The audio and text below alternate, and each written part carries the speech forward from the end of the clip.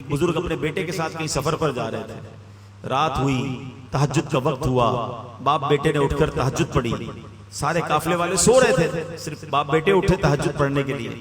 تو بیٹا والد صاحب سے کہتا ہے ابا جان یہ کیسے لوگ ہیں، سارے سو رہے ہیں، کوئی نہیں اٹھا تہجد پڑھنے کے لیے۔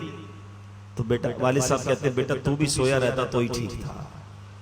بات بڑی پتے کی ہے، تہجد پڑھ کر اگر دوسروں کو حقیر جاننا ہے تو بہتر تھا تو بھی نہ پڑھتا تہجد۔ عبادت ضرور کرنی ہے مگر کسی کو حقیر نہیں جاننا۔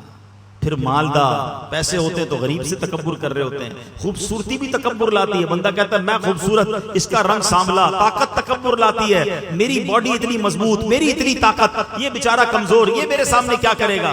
اقتدار تکبر لاتا ہے، کسی کو سیٹ مل جائے وہ سمجھتا ہے باقی کی حیثیت ہی کوئی نہیں، مسل کے رکھ دوں گا۔ یہ اقتدار پر، دولت پر، خوبصورتی پر، طاقت پر تکبر کرنے والوں کبھی اترانا نہیں، رب جب چاہے یہ سب واپس لے سکتا۔ ہم نے بڑے بڑے خوبصورتی والوں کو ایسی ایسی بیماریوں میں پڑتے دیکھا کہ چہرہ دیکھنے کے قابل نہیں رہا۔ بڑے بڑے طاقتور پہلوانوں کو بستر پر پڑتے دیکھا کہ اپنے پیروں پہ کھڑے نہیں ہو سکتے۔ بڑے بڑے مالداروں کو راتوں رات کنگال ہوتے دیکھا ہے۔ بزرگوں سے پوچھو یہ جن کی زندگی گزری انہوں نے دیکھے ہوں گے ایسے کہ زکوٰۃ دینے والا دنوں کے اندر زکوٰۃ لینے والا بن جاتا ہے۔ کبھی بھی اترانا نہیں ہے، جب بھی اللہ نے کوئی نعمت دینا اللہ سر جھکا رہے، عاجزی کہ اللہ تیری مہربانی، مجھ جیسے گناہگار کو تو نے مال دے دیا ہے، مجھ جیسے خطاکار کو اتنی اچھی شکل دی، مجھ جیسے خطاکار کو اتنا بڑا نام شہرت دے دی۔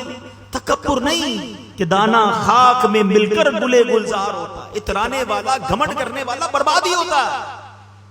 اللہ کرے یہ بات سمجھ آ جائے کہ تکبر اس کائنات میں ہونے والے سب سے اولین گناہوں میں سے گناہ ہے اور اس کا نتیجہ بربادی ہے۔ روایتوں میں آتا ہے تکبر کرنے والے کو قیامت کی دن چوٹیوں کی شکل میں لایا جائے گا اور لوگ ان کے اوپر سے چلتے ہوئے گزر رہے ہوں گے۔ یہ جو بڑے بڑے تکبر کرتے نا، غریب آدمی کو قریب نہیں آنے دیتے، کبھی بھی نہ کیجیے گا ایسے، بلکہ مشورہ دوں گا کہ جس کو کوئی منہ نہ لگائے، جس کو کوئی قریب نہ بٹھائے، آپ اس کو اپنے قریب بٹھایا کریں، پیار دیا کریں، انشاءاللہ اس کی دعا لگ گئی تو تمہارا بیڑا پار ہو جائے گا۔ ہاں بعض اوقات مسجد کے خادم سے کوئی ہاتھ نہیں ملاتا، ہمارے دفتر میں کوئی چوکیدار ہو جو بیچارہ سب کا دروازہ کھول رہا ہے، اس کو سلام ہی نہیں کرتا، رک جائیں، پہلے اس کو سلام کریں، مسجد کے خادم کو کبھی سینے لگا لیں۔